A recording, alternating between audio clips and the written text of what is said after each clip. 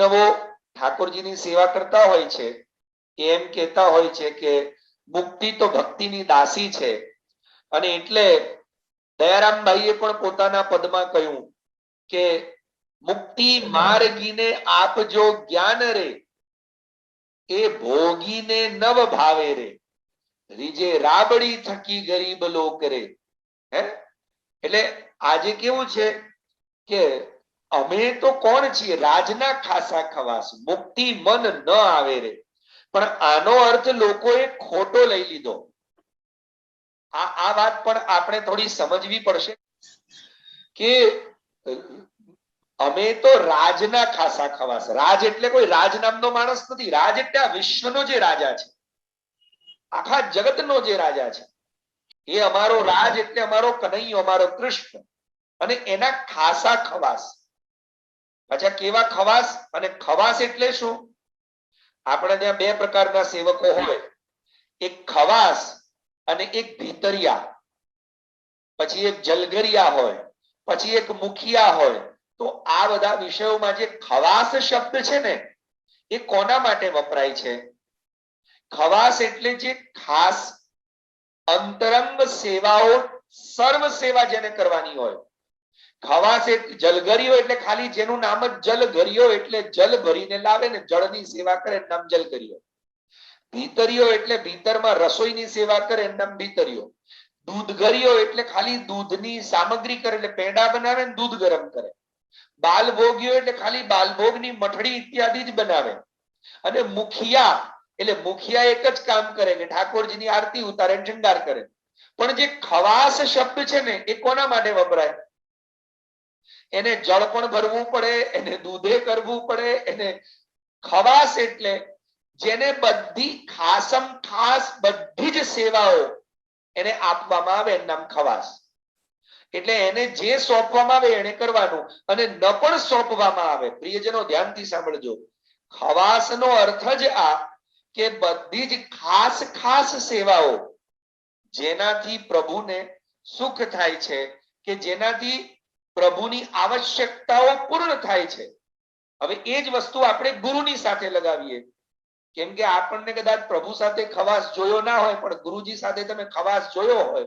એટલે કોઈ પણ સદગુરુની દરેક સેવાઓ, જેમ કે ચાદર પાથરવી, પાણી ભરી આપવું, જ્યાં ગુરુજી બિરાજે ત્યાં આગળ ઝાડુ બુહારા કરી દેવા, ગુરુજીનો સામાન લઈને ચાલવું, ગુરુજીનું પાકીટ પકડીને ચાલવું, આ બધી જે ખાસ ખાસ સેવાઓ કહેવાય, એ બધી એનું નામ ખવાસ. એટલે દયારામભાઈ કે છે અમે કોણ છીએ?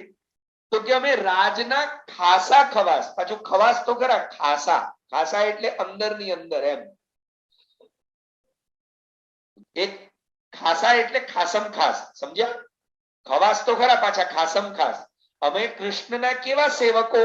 ખવાસ એટલે ટૂંકમાં તમે જો શોર્ટમાં સમજવા માંગતા હો તો સેવક શબ્દથી સમજો. પણ અમે સેવક કેવા? તો કે ખાસા ખવાસ. અને ખાસા શબ્દ વાપરતાની સાથે ખાસમ ખાસ થઈ જાય. તો હવે ખાસમ ખાસ સેવક હોય એને બધું જ કરવું પડે. હવે તમે જો સેવક છો કૃષ્ણના, તો ઠાકોરજીની રસોઈ કોને બનાવવાની? ઠાકોરજીના મંદિરમાં બુહારી મંદિર વસ્ત્ર કોને કરવાનું? ઠાકોરજીના વસ્ત્રને ટોપી સાજ સિદ્ધ કોને કરવાના? એનો અર્થ તમે સમજ્યા પ્રિયજનો? ઠાકોરજીની કે ગુરુજીની જેટલી સેવા છે, એ બધી જ સેવા જાતે પ્રેમથી ને સામે ચાલીને કરવી, તેનું નામ સેવક.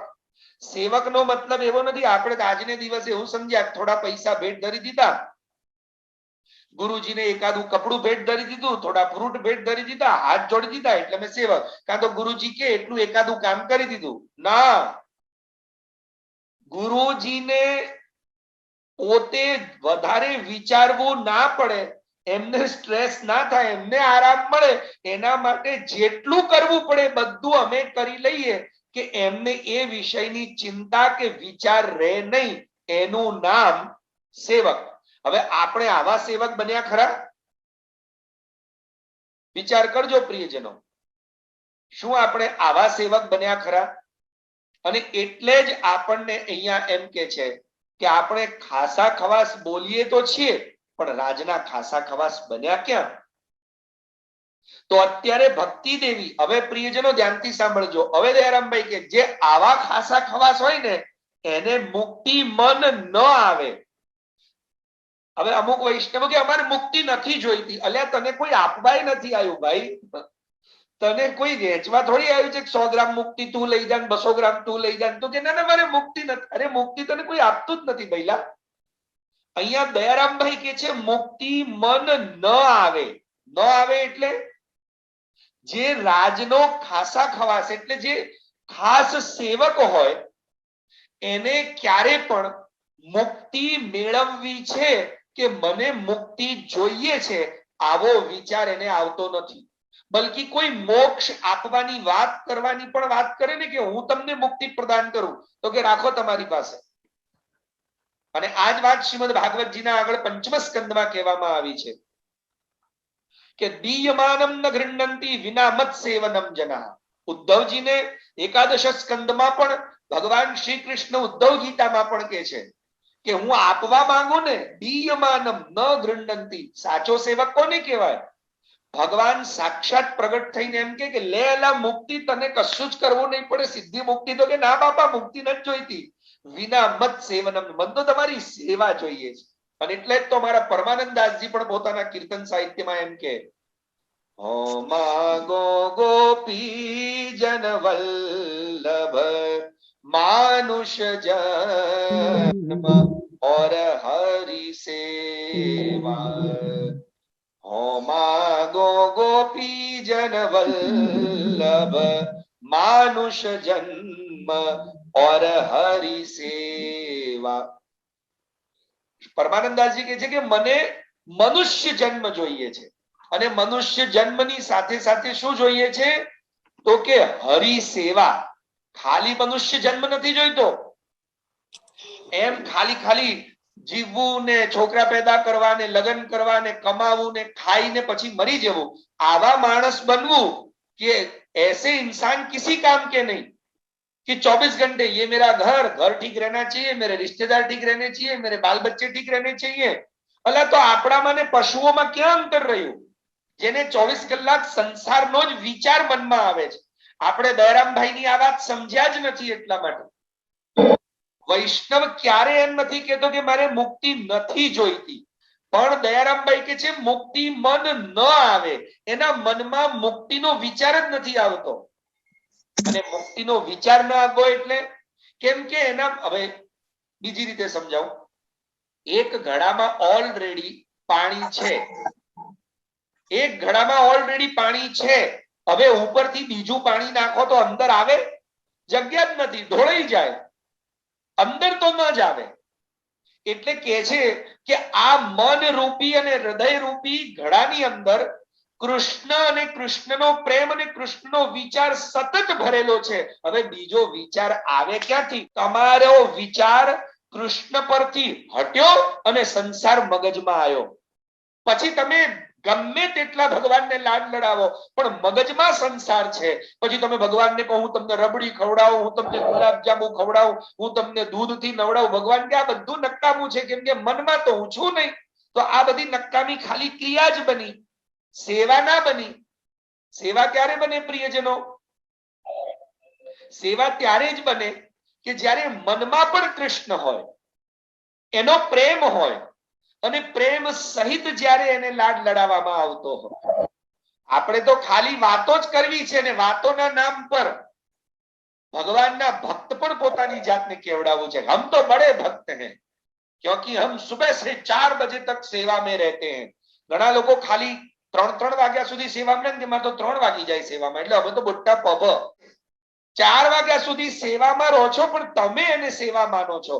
કૃષ્ણ સેવા માને ત્યારે કામનું કે તમારું મન અગર સંસારના લોકોમાં જ છે, તમારું મન मुझे ये क्या कहेगा, ये मेरे लिए क्या बात करेगा, मेरी माँ का क्या होगा, मेरे बाप का क्या होगा, मेरे बेटे का क्या होगा, मेरी पत्नी का क्या होगा, मेरे पति का क्या होगा, अरे मेरे फ्यूचर का क्या होगा. આમ 24 કલાક મેં એટલે તમારા વિચારમાં મેં સિવાય બીજું કંઈ છે જ નહીં. હવે એ વિચારમાં ભગવાન ક્યાંથી આવે?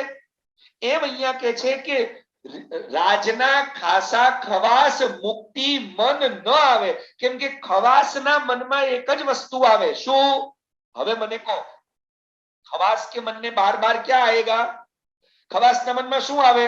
કે લાવ મારા કનૈયાને હું કેવી રીતે પ્રસન્ન કરું. દુનિયા ગઈ ખાડામાં. દુનિયા મારા ઘરે ખાવાનું આપવા નથી આવવાની. દુનિયા મને જીવતી નથી રાખવાની. દુનિયા મારું કલ્યાણ નથી કરવાની. દુનિયા મારો ઉદ્ધાર નથી કરવાની. અને હું દુનિયા વાળા માટે આ દુનિયામાં આવ્યો પણ નથી. આપણે શા માટે આ વિશ્વમાં આવ્યા?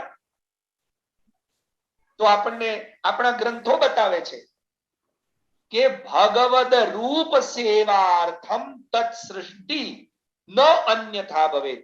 પુષ્ટિ પ્રવાહ મર્યાદા ભેદ ગ્રંથની અંદર શ્રી મહાપ્રભુ વલ્લભાચાર્ય ચરણ આપણા ગુરુદેવ આપણને કહે છે કે ભગવદ રૂપ સેવાર્થમ, આપણે ભગવાનના સ્વરૂપની સેવા, ભગવદ રૂપ સેવાર્થમ તત્ સૃષ્ટિ. પણ તમારે નક્કી કરવું પડશે કે તમે ભગવાનની સૃષ્ટિના છો કે પછી તમારા માટે હવે ઠાકોરજી તો છે જ નહીં, તમારા માટે ભગવાન તો છે જ નહીં, પછી તમારા માટે એક મૂર્તિ જ છે, તમારા માટે એક ફોટો જ છે, કાગળ જ છે. તો પછી એ કાગળ, મૂર્તિ, ફોટા આગળ શા માટે ટાઈમ પાસ કરી રહ્યા છો? જો તમે એની સૃષ્ટિના જીવ જ નથી, અને જો હો તો એની સૃષ્ટિનો જીવ હોય તો પછી શું વિચાર કરે? ભગવદ રૂપ સેવા. અને સેવા ક્યારે બને? મનમાં પણ કૃષ્ણ હોય, એનો જ વિચાર સતત હોય. અને સેવા એટલે સંતોષજનિકા. એને સંતોષ કેમ મળે? બસ એના માટે જ સતત હું કંઈક કરું. પણ આપણે હંમેશા એક્સક્યુઝ ક્યાં કાઢીએ છીએ? સાચું કહેજો વૈષ્ણવ, આપણે એક્સક્યુઝ ક્યાં કાઢીએ છીએ? તો આ જ વસ્તુ આપણે પણ સમજવાની છે કે આપણા મનની અંદર કૃષ્ણ એટલો ભરાઈ જવો જોઈએ કે પછી મુક્તિનો વિચાર ન આવે. આમાં એવું ક્યાંય લખ્યું નથી ભાગવતજીમાં કે આપણા વૈષ્ણવોને પણ શ્રી મહાપ્રભુજી એવું નથી કીધું કે મુક્તિ આપણને જોઈતી નથી, એવું નથી કહ્યું.